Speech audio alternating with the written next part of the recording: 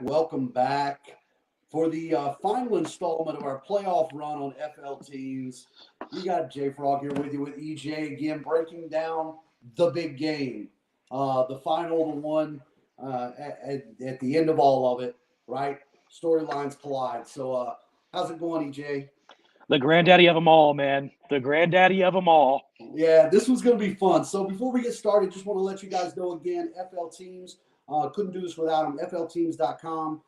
It's your one-stop shop for all things Florida sports. Go there to check out any and all sport, from college to your pros to your high schools, junior colleges. Anywhere you go in Florida, there's a sports involved.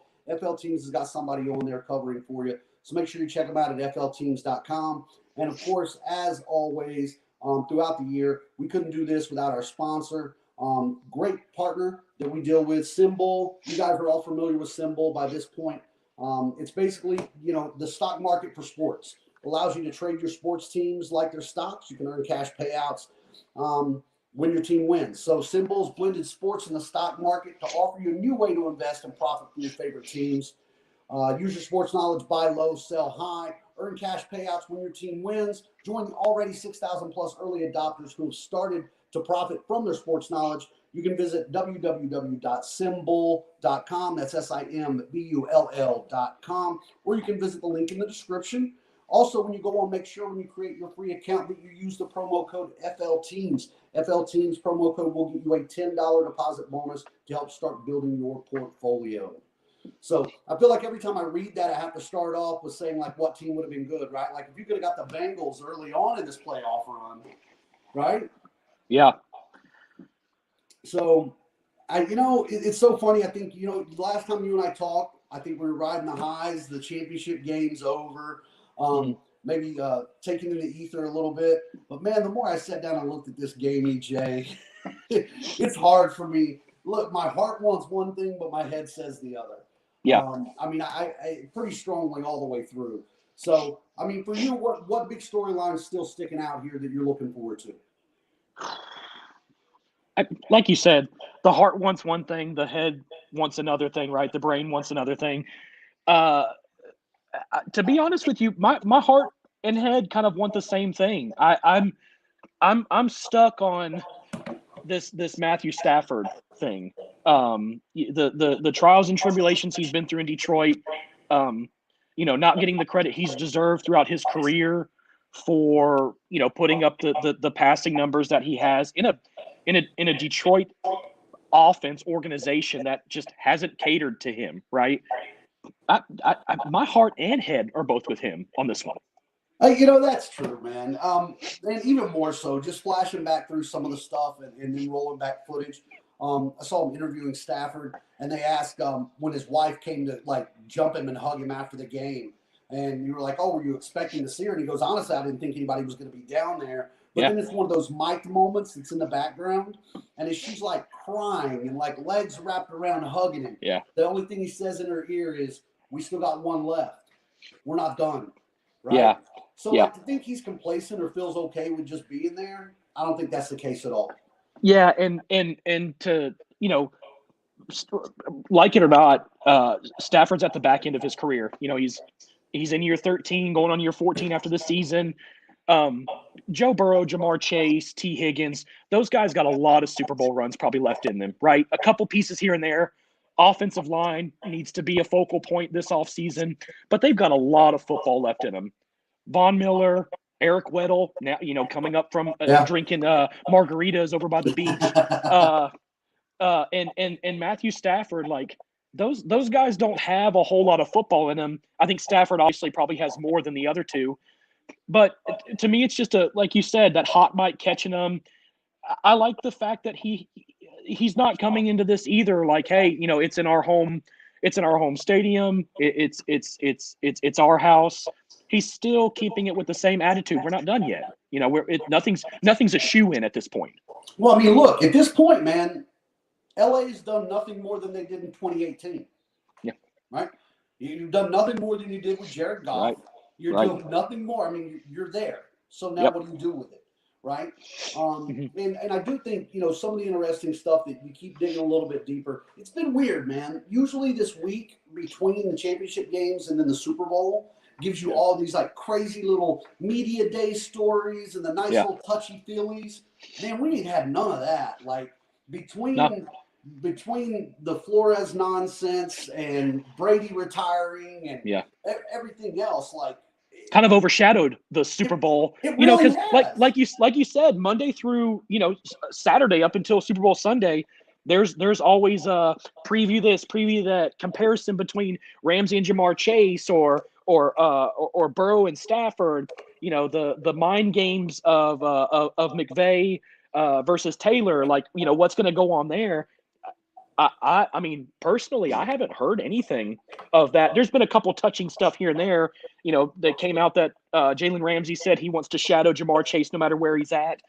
But the media, everything that we usually go through, the festivities we usually go through, it's been a little bit put on the back burner because, like you said, you've had the Flores stuff going on, the Hugh Jackson stuff that's been following it. And then, I mean, probably one of the biggest ones, along with those two, is Tom Brady retirement. Yeah. Well, it's funny that you mentioned Tom Brady in this too, right? I did see something saying like, it's really weird to think we all know what kind of an impact Brady had on the NFL in general, right? Yeah. But to think next level, like what impact Brady may be leaving, right? Last year, he was the first big guy to opt out of what he saw as a losing situation, to go to a winning situation at the end of his career and get another ring, right? Of all the people to spearhead it, Tom was the guy. And now this year, Matt Stafford followed right behind it, right?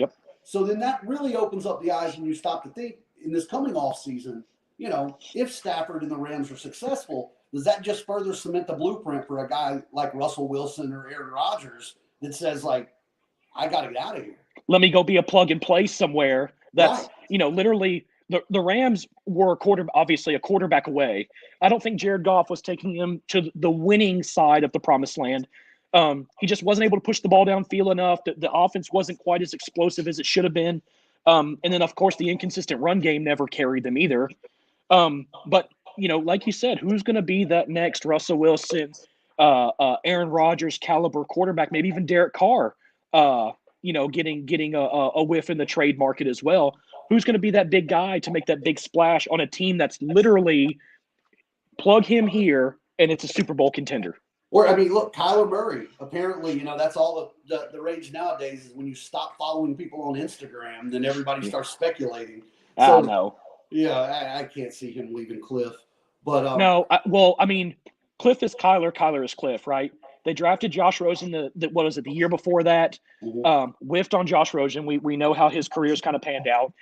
But then you draft a quarterback whose stature doesn't fit the mold of a typical quarterback. Obviously, his athleticism and his ability to make plays outside the pocket is what helps. But I think that ship sinks together. I think if Kyler sinks, Cliff Kingsbury sinks too. That one of them aren't going to stay on that boat without the other. No, they're riding together. And, when we talk about the coaches, I guess that is one thing that, sometimes I get lost in all this. I forget that Zach Taylor was, he was with McVay, right? And part of that McVay tree. Right. He's right there with McVay. And, working with Cooper Kupp and those guys. So that's an interesting angle to kind of look at.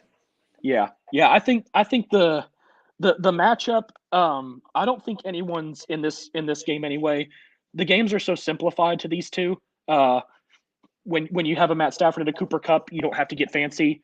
And what Joe Burrow's been able to do, past the Tennessee game, obviously Tennessee gave him an earful to the tune of 9 sacks, but he turned it on late against Kansas City. And then, we saw what we saw out of him the rest of that game. But I think it's going to be a battle of the wits between the two of those coaches. Who calls the better play here? Who converts on the third downs here? There's going to be a lot to play for those two in the game. Yeah, I think McVay is going to take this as lesson learned, because Belichick and the boys, when they got him in the last Super Bowl, put him in a box, man. Yeah, and that's what gave us the Flores debacle in Miami. But they completely shut him down. I don't see any way that that's happening here. I don't think that this Rams team, one, they're just way more talented and deeper. They're just multiple levels of talent, whereas opposed to the other one was more Robert Woods and sneak a Brandon Cooks by you or something else. Yeah, it was not and Cooper Kupp coming into his own. But I don't think I think McVay has something to prove in this offensively. I think they have to. Like you said, Belichick got a hold of them. They laid an egg for 4 quarters of that football game. And you have a guy with Stafford though in this offense. The dude's not afraid to sling it. Like we talked about when Tampa Bay zeroed him and he goes to Cooper Kupp. The guy has seen everything of everything when it comes to coverages and situations. I don't think there's anything Zach Taylor can do that's going to surprise him, right? And to be honest with you, I don't think Cincinnati has the personnel to stop them. They got past Kansas City. Patrick Mahomes laid an egg in the second half. When they played Tennessee, Tennessee's defense played out of this world, but that offense is not meant to put up 40 points a game like what this Rams offense can do. I think they're going to be a bit surprised when we see the explosion, Odell Beckham. Cam Akers has been slowly reintroduced into the offense. And then, of course, in my opinion, a top 2 receiver, 1A, 1B, Cooper Kupp on the other side. There's nobody on Cincinnati side of the football that can – I know Tyreek Hill and Travis Kelce are headaches, right? But they're not Cooper Kupps. Completely different style players. And I don't think there's anyone on that Cincinnati sideline or that Cincinnati secondary. I don't think they're going to be able to handle what Sean McVay is going to have coming towards them offensively. No, you know what? I think that's what really stuck out to me more. I think about when we talked about right after the Rams and talking about how good they were and the player personnel guys talking about, hey, you don't realize it, but we quietly had more draft picks than anybody in the NFL since McVay got here. We just didn't have first and second rounders, right? Third, fourth, fifth. Yeah. But those are the guys and the people that are turning into this fourth, fifth option. And I think really that's where it goes to. If you just start marking off man for man, it just once you get past the surface level, Cincinnati's just going to have a hard time competing. I really just think. Because – look, you can scheme Mahomes. You can scheme them, and they showed you how to do it. The same way that, the Dolphins exposed Lamar when you blitzed him and made him make big decisions. Mahomes, sit off of him, right? Mahomes is going to hurt you the worst when he's improvising. Yep. So if you can cover two Michelle Mahomes and keep everything in front of you, that it's not the winning recipe, but it's a formula for success. Absolutely, especially mid-game to make that switch. That was pretty impressive that Cincinnati made that call because that is one of the knocks you're going to get. Is Cincinnati's coaching staff doesn't get a lot of respect around the league, and right. For good reason, I guess. They weren't lighting the world on fire prior to Burrow, and there's a way that they drafted Burrow. So this coaching staff is still young. They've got a lot to learn, but that was a hell of an on-the-fly adjustment that changed that game completely. Well, if you look at the history, there's not many coaches that have been down 11 points at halftime to a Mahomes-led offense, with Tyreek and Travis both healthy. There's not too many D coordinators that have come out and had the success that Cincy had that second half without too many superstar caliber players. Jesse Bates is the closest thing they probably have to an all-pro caliber player, and he's their safety. Mike Hilton has played his role out of this world as the nickel. Reader, the D lineman, has played his role out of this world, being a plug in the middle. They don't have that one go-to guy that says, "Hey, go lock Joe Blow down." No, and that's kind of goes back to what we were talking about, strength versus weakness in that sense. Is I can't think of a scheme offhand that you could throw at the Rams that's going to give you that sort of a level of success, right? Yeah. If you pressure Stafford, he's going to beat you, right? Yeah. If you sit off of him, he's going to pick you apart underneath. He can handle, cover two, whatever you might want to bring at him. It's just it's just sort of a different feel for McVay and those guys who can switch it up. And really, this Rams team, I guess if you got to say they have a success, right? Or I guess their game plan is success. Short, quick throws set you up to go deep, right? Yeah. Get the running backs involved out of the backfield and keep it short, quick, get you to bite, go deep. But they can do it in a lot of different ways. I mean, they can grind the clock. We saw that in these playoffs where they can eat the clock. They can take long drives. Well, we saw that when Darrell Henderson was out with injury. Sony Michel ate clock up. Yeah. I think one game he had 26 carries for 130 some odd yards and 2 touchdowns. So if need be, they also have the offensive line personnel. If things are going their way and they're eating up stuff on the ground, they have the O-line personnel to be able to keep that ground game going, to continue to munch on that clock as long as they need to, especially considering the fact that they can put up points in a hurry. Yeah. I don't think we're going to see something similar because Joe Burrow didn't face a defense in Kansas City like he's about to face a pass rush like he's about to face with Aaron Donald and Von Miller and Leonard Floyd, like he's about to see coming out of LA this Sunday. Well, and here's the thing, man, that and kudos again to Joe Burrow. If you look back, man, that's some of the stuff since high school. Burrow has done nothing to show up big in big games. State championships, setting Ohio records, right? And SEC championship games, going into Tuscaloosa and hanging one on Alabama. Then Georgia behind it, Oklahoma. Everywhere he's went, he's rose to the occasion. I get it. But when they start talking about these playoffs, and the one that they'll point to is, well, he got sacked 9 times against Tennessee, but, he wasn't shook. They were still able to win that game. Yeah. But Tannehill gave the ball away 3 times. I'm sorry. I mean, Joe Burrow hung around, and he made a big throw when he needed to make a big throw, 100%. But Matt Stafford ain't going to make 3 mistakes like that. No, and that was the big thing with his first 2 matchups between Tannehill allowing them to hang around to the tune of the 3 interceptions. And then Mahomes, I mean, he threw 2 picks in the second half as well. Yeah. And that tone-setting play call at the end of the first half when he tried to throw the little dump off to Tyreek Hill, one of the worst play calls you can do. Take your 3 and walk to the locker room. Get yourself some scoring momentum going into the half. He's not going to see an offense like that from a sputtering offense like that from Stafford. I think Stafford's comfortable now. I think he's got his feet under him. He's caught his wind. And the first, if anything, the first and the second matchup, they're the 2 playoff matchups. I think if we haven't seen anything shaky from Stafford at those 2 points, I don't think we're going to at this point. No, and I think that's the other thing that I started thinking back because, again, you look at these games and you go back through all the other ones.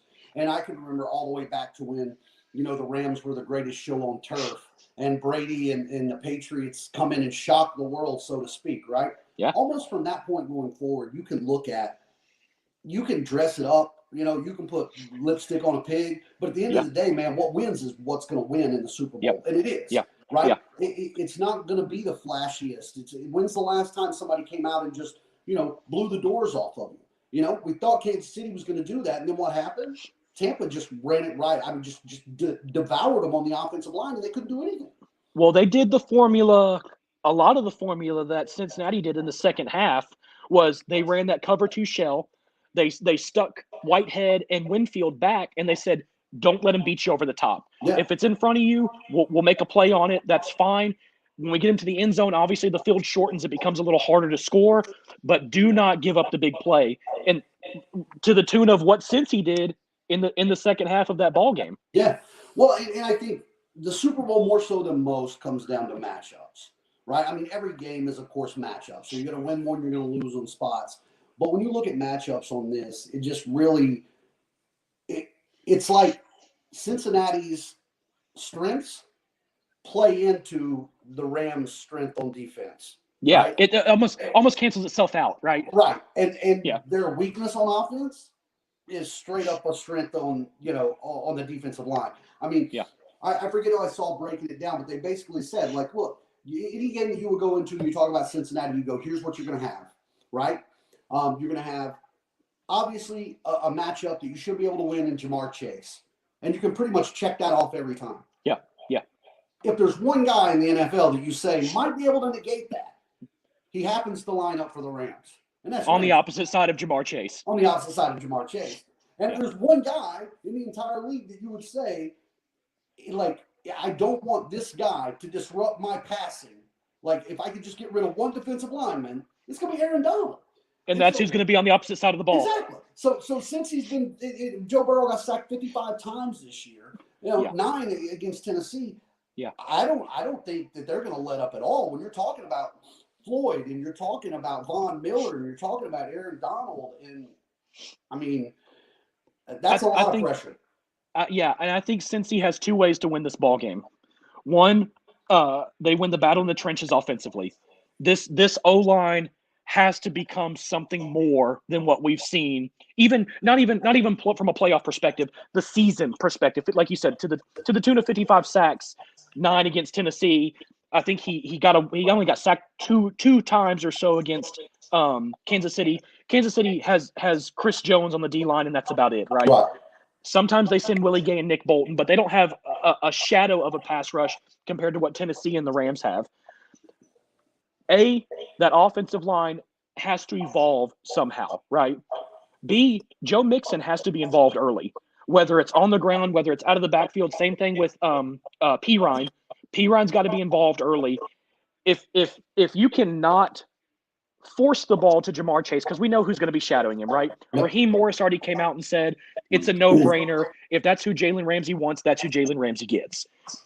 If I see that as a coach, your backfield weapons have to prosper that game, because it's inevitable that if those guys get going early, whether it's out of the backfield, catching the ball or running the ball, they're going to bring the safeties down. That's going to open up the field for you, because Joe Burrow can play off of play action, and he has the receivers to play off play action. It's going to matter with the O-line, and it's going to matter with the running backs. I think those are their two keys to victory. So what, linebackers for the Rams, right? I mean, I guess Von Miller we call a glorified backer, but I mean, well, same thing with Leonard Floyd. Kind of, right. I think they run like a 3-4, so he's kind of a stand-up. Right. So who's going to match up with Mixon out of the backfield or Pirine? I mean, is that that's the thing coming down? Well, it used to be Corey Littleton. Obviously, he went away to the Raiders in the offseason, but they have Reeder. It's not going to work, in my opinion. The athleticism isn't there. The open field movement isn't there. I think that if they get those two guys involved early, Pirine, I mean more importantly, so Mixon, right? Mm-hmm. He's their number one. Yeah. We've seen Pirine be effective out of the backfield. Had that 34-yard touchdown screen against the Chiefs. If they can get those two involved early, force those safeties to come down, then you get those linebackers in space. I mean, I think Joe Burrow can eat that up. I think that's going to be the biggest weakness for the Rams, and then the biggest strength for the Bengals. Right, and you negate it all the way through with just getting a pass rush again. I mean, if you're getting upfield and you're creating havoc, and then it's going to be hard to get that going. I know. Well, here's the thing too. Pirine, but I didn't see a lot of screen game in Cincinnati's offense. Well, here's the thing too: is when you open up that screen game, or you open up the running backs out of the backfield, and you get them on table routes, or you get them on wheel routes. Those D linemen, they don't pin their ears quite back like they would normally, right? Because they have to play the flats. They have to play these little hook zones that are right behind them. So you don't get the aggressiveness out of the Leonard Floyds, who usually dumps out into the flat. You don't get the aggressiveness out of Von Miller, because what if they throw a screen into the blitz? I mean, those two can run for days off of that kind of yardage. Yeah. And, look, I'm going to go as far as to say what we see as a strength of Burrow can absolutely end up being a fatal flaw. And that is, not understanding the situation or the game that he's in, right? Not taking what he's given. Right, not taking what Yeah. he's given. There's going to be Yeah. times he's going to trust his arm when Yeah. maybe he shouldn't. And I mean, look, the guy dusts himself off. He comes back and he does it again. I get it, but Yeah. I just don't. This doesn't feel like a 4-point game to me. I mean, it feels much more like Cincinnati's playing from 2 scores. I mean, I'm seeing this, and if that's the case, then you're in control.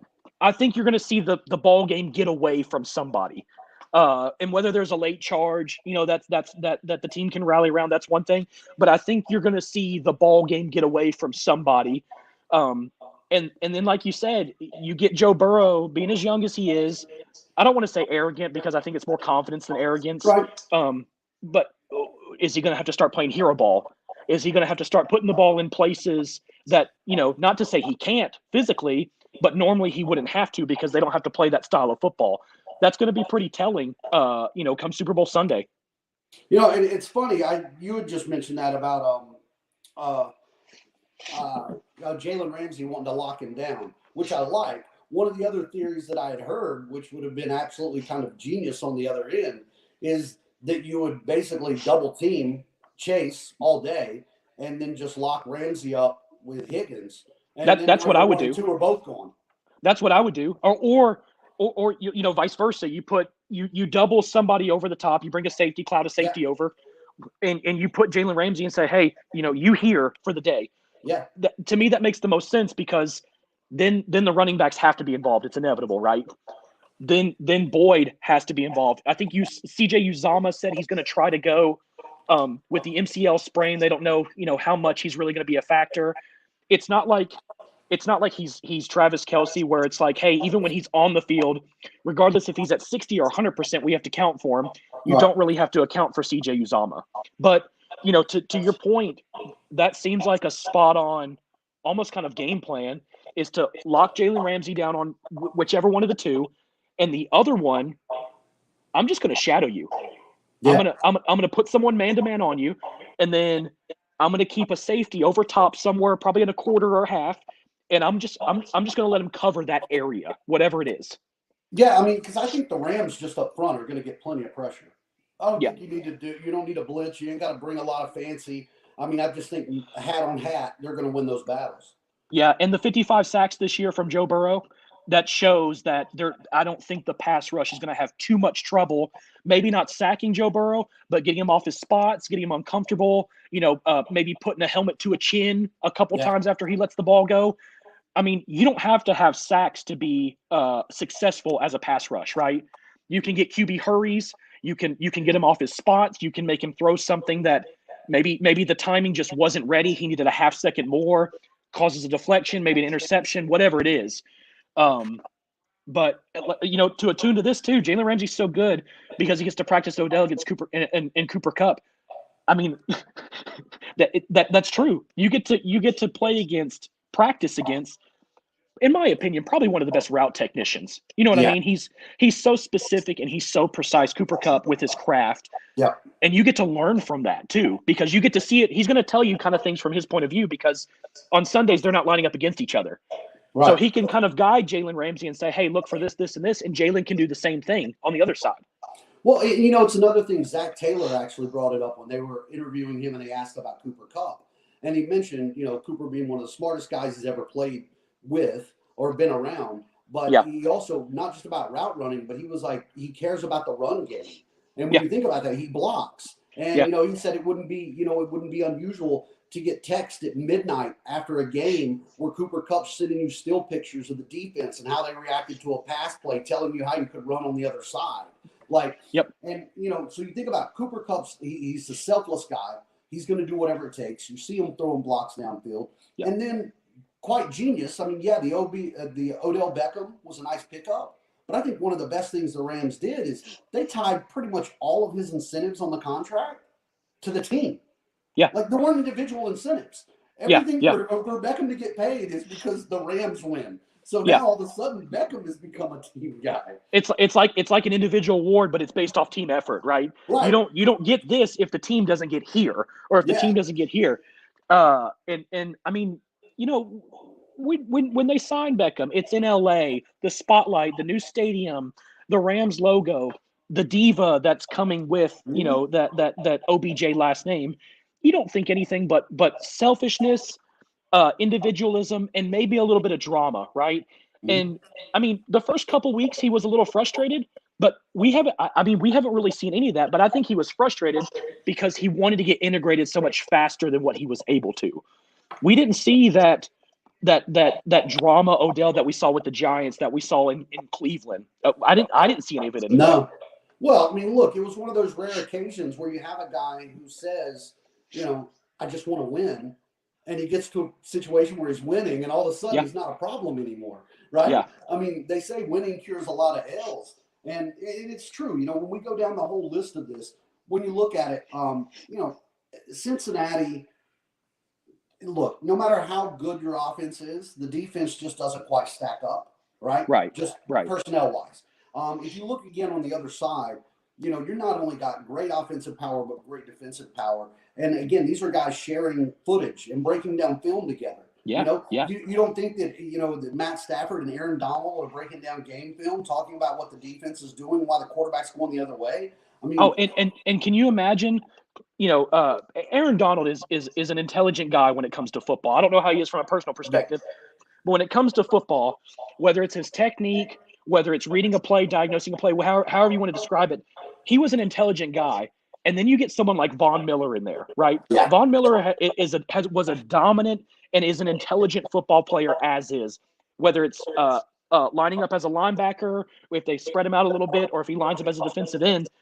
Can you imagine the amount of information that's being shared between those two, from a film study perspective to a technique perspective? Like, I'd love to be a fly on a wall for one film session with those two. Oh, and you take a guy like Weddle, right?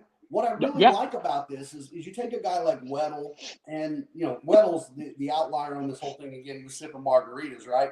But obviously, coming back, his athletic ability isn't what's going to separate him on the playing field. That's not what's going to put him out there. What's going to put him out there is his preparation, his mind, his technique, right? His instincts. Right, and that's all the same things that now Von Miller's had to learn, because Von Miller was a physical freak, and he still can be, but he's lost a step. Like, you've got to learn to grow in the NFL and who you become. Right, those who can't adapt will end up failing. Von Miller stayed around because he learned to adapt in this way. Yeah, and I think to your point, Von Miller came into the league. He's not a specimen. He's not a Myles Garrett, but he plays. He had the brute strength and the raw athleticism before, and what helped him, through the years, is he was able to develop the mental side. Right? You see a lot of players fizzle out because their athletics leave them, their strength leaves them, and the mental game just doesn't prosper. What's helped Von Miller is the mental game prospered. So he knows he doesn't have to be a motor 100% of the time. He knows that on these type of plays, on these type of looks, he can play this way. He can play back a little bit, or he can play the flat a little bit. He doesn't have to be the pass rusher he was when Manning was there, when they won the Super Bowl, right? When he made Cam's life a living, you know what? Oh yeah. He's prospered so much mentally that, I mean, to me, it's elevated his game. I think some of the best players, you look at Chris Paul in the NBA, he's been able to keep up physically, but he is probably, if not one of the smartest basketball player I've ever watched. You put that onto the football field, and I'm not saying Von Miller is the smartest football player I've ever watched, but he's grown mentally. A lot of players don't do that, or they refuse to, because they think they're a superhuman, right?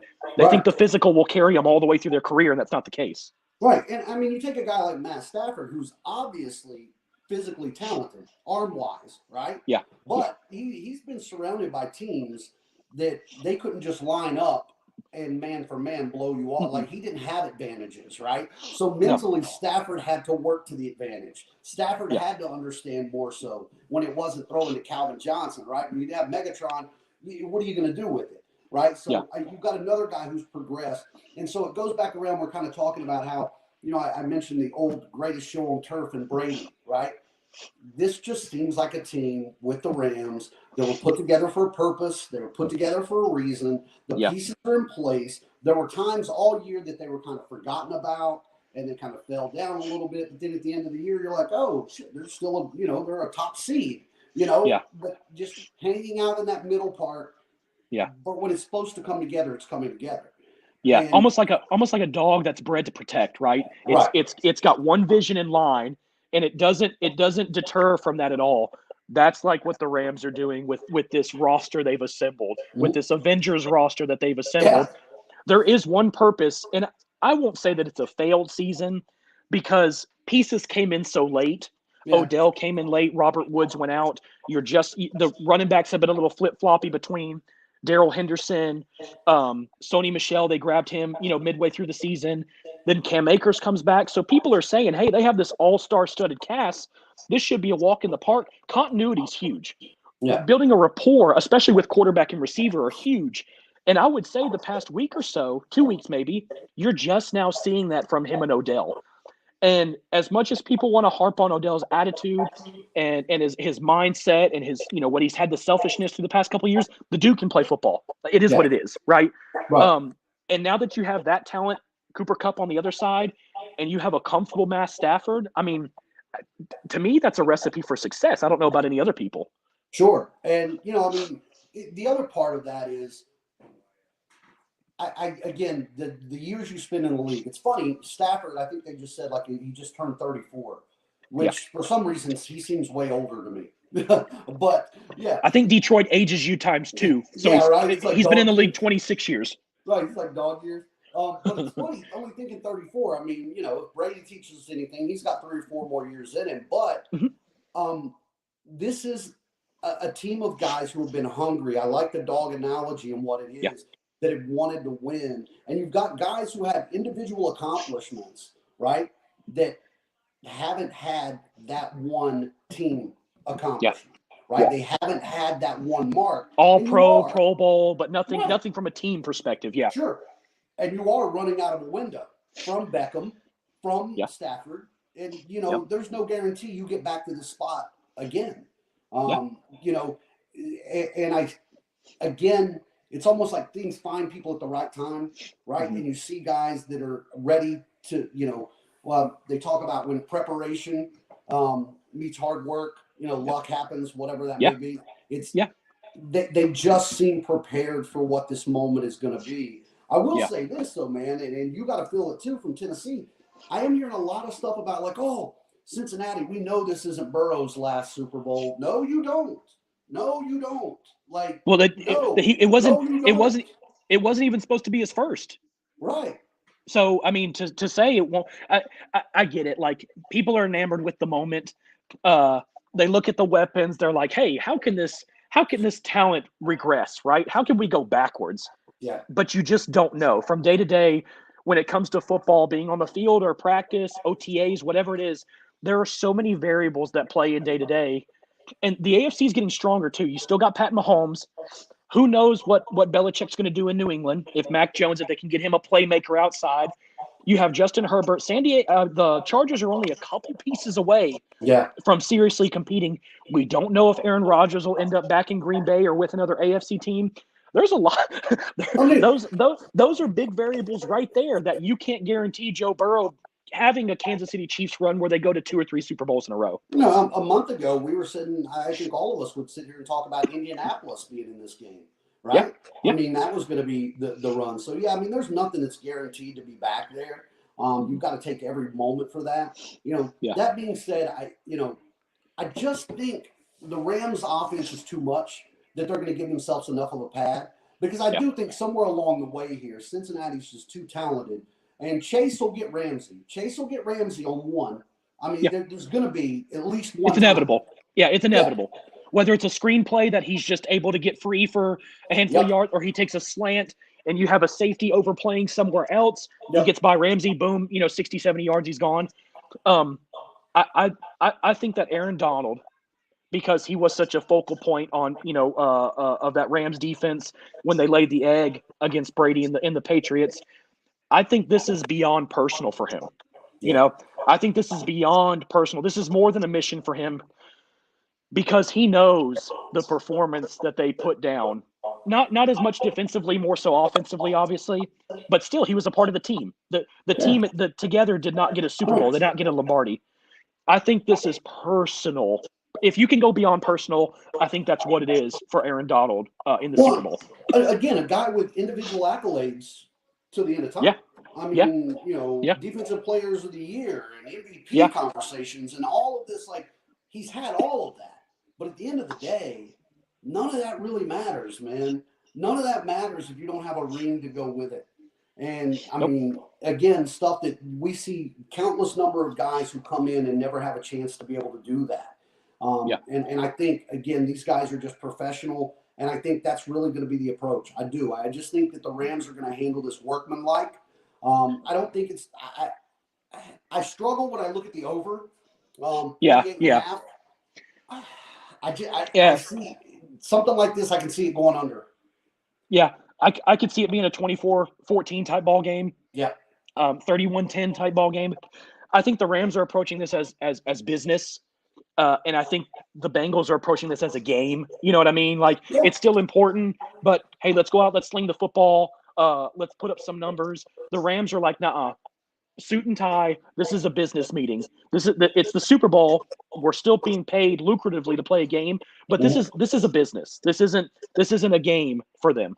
It really is. It's both sides of the spectrum. It really kind of is, because you've got the Joe Burrow and the Jamar Chase and even the Joe Mixon and like young guys who they've been around, but for guys like you and I who watched this game for a long time, man, and you just watch the progression of people, right? And you see the maturation between, the Randy Moss who was in Minnesota and the Randy Moss who was in New England.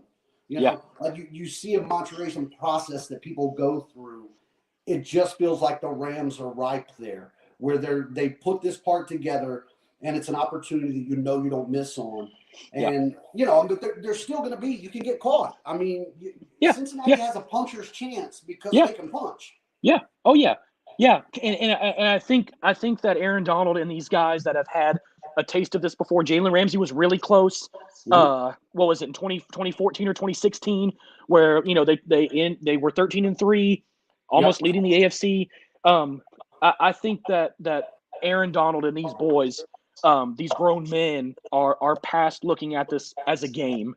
You know what I mean? I think it's all business from here on out, and I think that's a deadly approach. Not from a negative perspective, from a positive perspective, because everyone is held to the same standard. You know what I mean? When everyone sees it at the game, it's a game at their skill level. When it's a business, it's different. We come in to take care of things. And I think that's what we're seeing with the Rams, or what we're going to see with the Rams, is that this is a business meeting. We're meeting these guys at SoFi Field to sign the contract, and then we're out of there. Yeah, again, to think of Matt Stafford in that moment where he's completely caught off guard when they talk about the wife coming out there, and he's like, oh, it's years of support. But that moment where it's just she's elated and like jumping into his arms and hugging him and congratulating, and without missing a breath, he says, "We're not done." Well, the thing is it's not scripted. It's so genuine. It's so organic. You know what I mean? Like, and it's true to who he's been ever since he came into the league. I mean, he put up 12 years in Detroit. He signed contract in Detroit and stayed there because he felt like he owed that franchise something. Unfortunately, he wasn't able to deliver on it. But he's able to deliver now, and I think he owes it to himself more, and his wife, if you want to add her in, more than he even does the Rams, Yeah. And again, I think Beckham's very similar in that sense that, I mean, you bring a lot of it on yourself, but he's been painted as a certain way his entire career, and he's a very talented receiver. At one time thought to be maybe the best in the league. Yeah. And then to go through these sort of ways again, and a chance to rewrite that last chapter. Yeah. Cincinnati, it's a good story. Yeah. And I like that, the whole city's behind them, and I get it. But, I was looking at Cincinnati, the last Super Bowl was when they ran into Montana. I know that feeling. Yeah. Right? Yeah. We never went back. I was about to say Dan Marino can talk about that with you. Yeah, Matt, Danny Boy and I got that feeling. But and now you're coming across a team. Hey, my Titans and Steve McNair, rest his soul. We have the same thing. We missed the end zone by half. Kevin Dyson. Yeah, Dyson. by 6 inches. Yeah. Oh. So believe me, I get where Cincy's coming from a fan base perspective. Yeah. You don't know if you'll be there again, and it could be another 20 years before you make it there again. I've got to go with the Rams. Like you said, I like the feel-good story, the young Bucks, just going out there in the Bengals and having fun, playing football, throwing the ball around. But for me, like, my heart is too much with Stafford. It's too much with McVay. I think that there was so much blood, sweat, and emotion left on the field during that Patriots Super Bowl. I don't see how this chance slides by them again. I just don't. I don't think it will either. I mean, I think that's really what it comes down to. And Cincinnati again, they'll have a puncher's chance because if they stay close, I mean, they can make plays. Yeah. But you're going to have to protect. You've got to do something in protection. You've got to get the backs involved. You've got to get motion. You've got to get some. I don't. And to be clear too, I won't mind seeing Cincy win. I'm not. I'm not like, hey, I was tired of seeing Patrick Mahomes. The Brady Mahomes matchup. It's not the same thing. I know it only happened a couple of years in a row, but still. This isn't one of those things where it's like, do whatever you can to keep Joe Burrow and Cincy Fleming. If they win, they win. That's great. Yeah. I'm A-okay with it. But if you put a gun to my head and you said, hey, pick which one, I'm going with the Rams. Well, look, here's the other thing, man. Again, 43 years old, man, 30 years of being a Dolphin fan. I'm sorry. My sympathy for other franchises, it doesn't exist, dude. It's irrelevant. I'm sorry. Yeah, right. it's irrelevant. Cincy deserves it. I've been right there with you.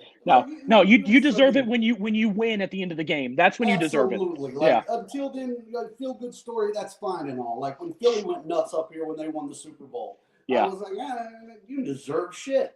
Yeah. Nobody deserves a Super Bowl. I mean, you go out there and you earn it, you win it. Yeah.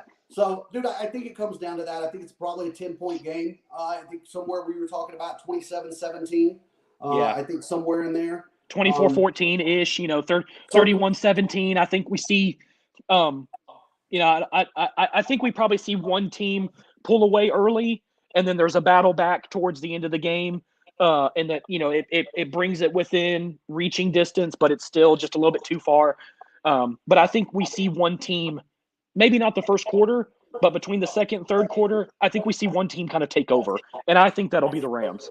It's going to be, somebody's going to make a mistake. Yeah. Right? Yeah. Somebody's going to blow an assignment. A punter's going to shank one. Somebody's going to miss it on the return. Somebody along the way will make a mistake. But that, again, goes down to EJ. I can't tell you enough how much I just checked box after box after box when I looked at this. And the Rams just deep. Just deep. They're talented on multiple levels. And, again, it rings back. And I know I've said it a couple times, but it goes again. They had draft picks. While they were stockpiling these people that you win Super Bowls with in the fourth, the seventh, fourth through the seventh, and picking these guys and just bringing them in and creating this. I just think they're going to be more equipped for that. And, I think absolutely. Who knows? Well, and I think Sean McVay, just a quick point. I think Sean McVay, having coached in this situation before and coached against two of the best quarterback and coach, I don't think there's butterflies for him. I think there's excitement, right? But I think he knows how to coach this game now from this stage perspective. This is the biggest stage in football, from any point of view. This is the biggest stage in pro football, the world championship of the NFL. I think that him being able to keep his composure and to know how to call plays on this stage, I think that's what matters for the Rams too. Yeah, so I always throw out there as we wrap it up, man, like one name. Seems like every Super Bowl there's somebody from nowhere, right? I mean, it was James White a few years ago or whatever. There seems to be somebody who makes a statement that coming into the game you just didn't think was going to be the guy to do it. Either side, give me somebody that you can stick out from the Rams or the Bengals. Cam Akers. I mean, we know what we're going to get from Cooper Kupp, right? We know what Stafford's going to do. I think this is going to be kind of, like James White had a little coming out party. I think we're going to see. I think we could see something similar. Cam Akers is a dog, man.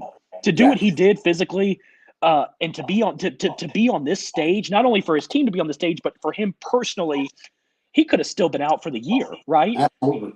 Comes back 2 weeks ago, 3 weeks ago, and carries the load. Yeah. I think for me, Cam Akers is the name. Yeah. Doesn't hurt to have a guy like Sony Michel standing over there too, right? Nope. That went through that. Yep. Yeah, I think Cam Akers on that side. If Tyler Higbee plays, I think he could end up, making a little bit of a mark in this. Yep. I think as the wideouts are going to draw a ton of attention. We mentioned Uzama. They said at the pep rally he took off his temporary brace and threw it down on the ground and ran around. And there was a big cheer for him and everything. Yeah, I get adrenaline and all that, but an MCL. Running around and stuff like that is different than moving laterally, than putting your foot in the ground and moving this direction to this direction. I mean, go jog on the sideline all you want, but until you strap the cleats up and you make a cut or you do a little button hook and you're able to beat a coverage, I don't want to hear about it. Yeah. On the offensive end, I could see, Higbee or tight end, somebody like that coming underneath, because there's going to be a lot of attention paid to the wide receivers. Yeah. And it's not going to be your Gronkowski style, but tight ends underneath it can end up being your pay dirt. Yeah. Or the checkdowns, like you said. I mean, I think Sony Michel plays a part there and maybe some RJ Pirine. But ultimately, man, I think we're in a consensus on this one. Yeah. So, I do. It's been fun. We'll have a chance to recap it. And I know we're all going to get back together with FL teams and do a recap of the coaching carousel afterwards. And then later this week, man, you're going to join us as well. We're going to do a props, an NFL props bet. Our guru, Isaac, is coming together with the board of props. So we can all go through and have a little bit of fun and pick this thing out from heads to tails to what it might be. I'm good with whatever, man. Sign me up. Yeah. All right, man. Well, hey, it's been a lot of fun, man. I'm sure we'll be in contact throughout the game and, look forward to it. Go Rams. All right, buddy. Yep. Give it to Stafford.